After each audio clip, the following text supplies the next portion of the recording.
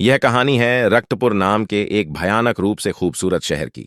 ऊपर से चमकता हुआ लेकिन अंदर से सड़ता हुआ। रात होते ही यह शहर रोशनी से नहा जाता था और दिन दूर दूर तक मशहूर था। शहर के बीचों बीच एक बहुत बड़ा और पुराना बाजार था। इस बाजार में वैसे लेकिन चर्चा सिर्फ दो दुकानों की होती थी। एक थी शहर की सबसे बड़ी और आलीशान दुकान, जिसका नाम था गिरधारी की शाही बिरयानी, और ठीक उसके सामने सड़क के उस पार एक छोटा सा पुराना सा ठेला लगता था, जिसका नाम था राजू की असली बिरयानी। एक तरफ अमीरी और दिखावा था तो दूसरी तरफ गरीबी और सादगी। दोपहर का समय था। गिरधारी अपनी गद्दी पर बैठा नोट गिन रहा था।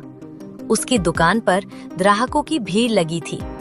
गिरधारी का ध्यान खाने की गुणवत्ता पर नहीं, बल्कि गल्ले में आ रहे पैसों पर था।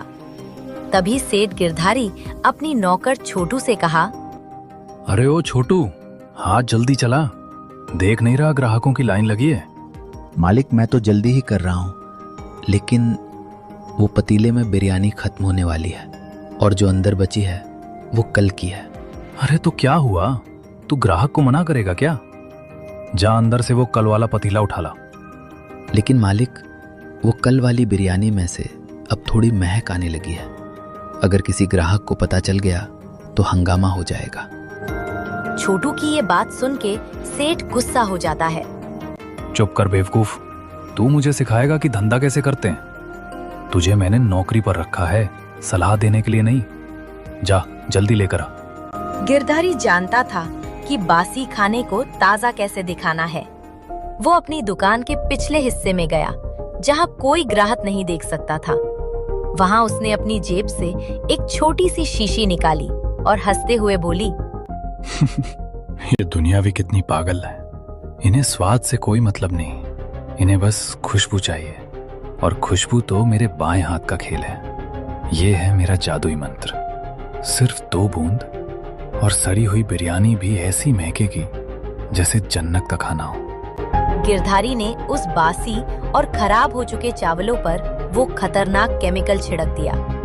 देखते ही देखते सड़े हुए खाने से केसर और गुलाब की तेज खुशबू आने लगी।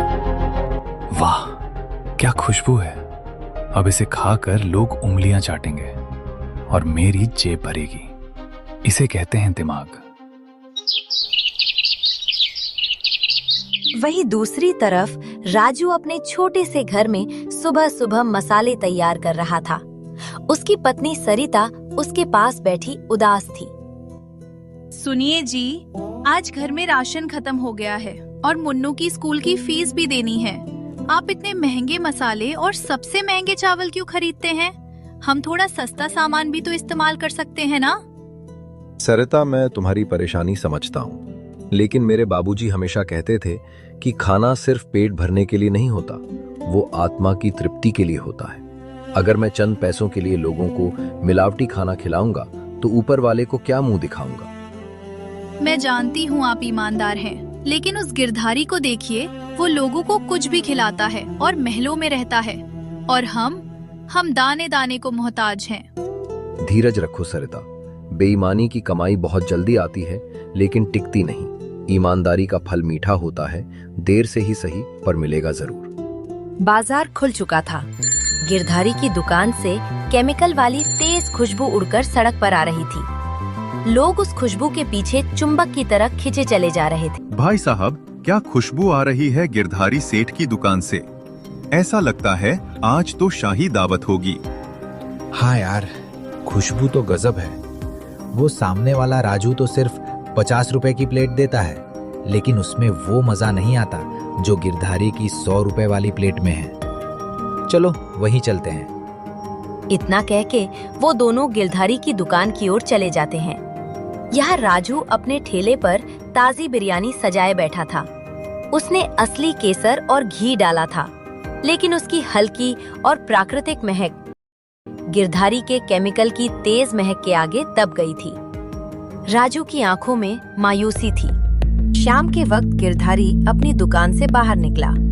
उसने देखा कि राजू का पतीला अभी भी भरा हुआ है और कोई ग्राहक नहीं है। गिरधारी जोर से हंसते हुए बोला। क्यों राजू भाई, क्या हुआ? आज भी मक्खियां ही मार रहे हो क्या? अरे भाई, अगर बिरयानी नहीं बिक रही तो मेरे यहाँ बर्तन धोने की नौकरी कर लो। कम से कम शाम को 2 वक्त की रोटी तो मिल जाएगी। गिरधारी की बात सुनकर वहां खड़े कुछ लोग हंसने लगे। राजू का दिल दुखा, पर उसने मुस्कुराकर जवाब दिया। सेठ जी, वक्त वक्त की बात है। मैं कम कमाता हूँ पर रात को चैन की नींद सोता हूँ। मुझे डर नहीं लगता कि कोई मेरी मिलावट पकड़ लेगा। ए जा जा, बड़ी बड़ी बातें और वड़ा पाव खाते। ये कलयुग है, कलयुग। यहाँ सच्चाई नहीं, दिखावा बिकता है।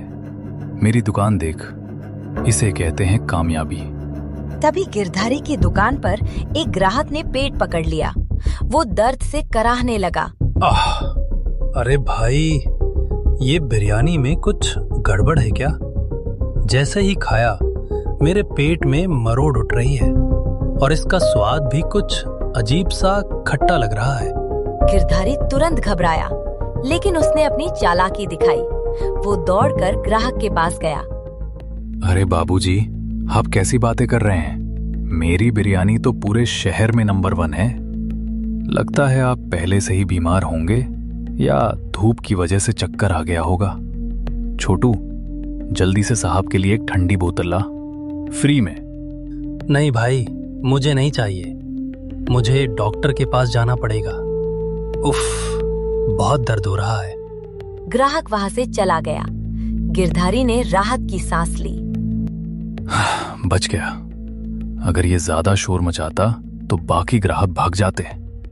ये सब तमाशा दूर खड़ा राजू देख रहा था।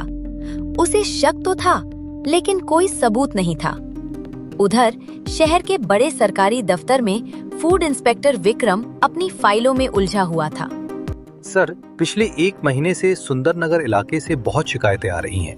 अस्पताल के रिकॉर्ड बताते हैं कि वहां फूड पॉइजनिंग के मामले बढ़ रहे हैं और हैरानी की बात यह है कि ज्यादातर मरीजों ने बाजार की बिरयानी खाई थी। बिरयानी? मैंने भी सुना है वहां 2 दुकानें हैं। क्या हमने वहां चेकिंग की? जी सर, 2 बार टीम गई थी, लेकिन वहां सब कुछ साफ सुथरा मिलता है। शायद वो लोग हमारे आने से पहले ही सतर्क हो जाते हैं। इसका मतलब मुखबिरी हो रही है। वर्दी देखकर चोर भाग जाते हैं। इस बार तरीका बदलना होगा। इस बार मैं खुद जाऊंगा, और वो भी ऐसे रूप में कि कोई पहचान नहीं पाएगा। रात हो गई थी। राजू उदास होकर अपना ठेला बंद कर रहा था।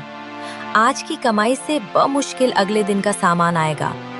हे भगवान, ये कैसी परीक्षा है? क्या ईमानदारी का यही सिला है? अगर ऐसा ही चलता रहा तो मुझे गांव वापस जाना पड़ेगा। तभी एक भूखा भिखारी राजू के पास आया। बेटा, बहुत भूख लगी है, कुछ बचा है क्या? हाँ बाबा, बहुत कुछ बचा है। आज बिक्री नहीं हुई। आप बैठिए, मैं आपको भरपेट खिलाता हूँ। खाना फेंकने से अच्छा है कि किसी के पेट में जाए। राजू ने खुद भूखा रहकर वो सारी बिरयानी गरीबों में बांट दी। अगली सुबह इंस्पेक्टर विक्रम ने अपनी पुलिस की वर्दी उतार दी। उसने फटे पुराने कपड़े पहने। अब वो शहर का सख्त इंस्पेक्टर नहीं, बल्कि एक लाचार बूढ़ा भिखारी लग रहा था। आज होगा असली फैसला। आज मैं स्वाद नहीं, इंसानियत परखूंगा। देखूं तो सही, कौन क्या बेचता है। इंस्पेक्टर विक्रम बाजार पहुंचा। वो लड़खड़ाते हुए चल रहा था। उसने देखा कि गिरधारी की दुकान पर रोज की तरह भीड़ थी और राजू का थैला खाली पड़ा था।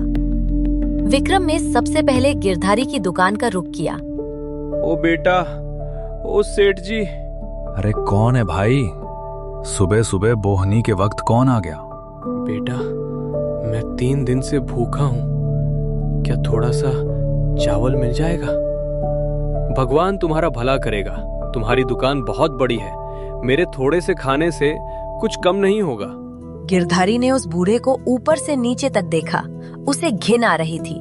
अबे हट, हट यहाँ से।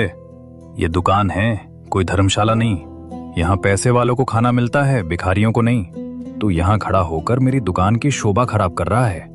बेटा, ज्यादा नहीं, बस 1 मुट्ठी दे दो। अरे छोटू,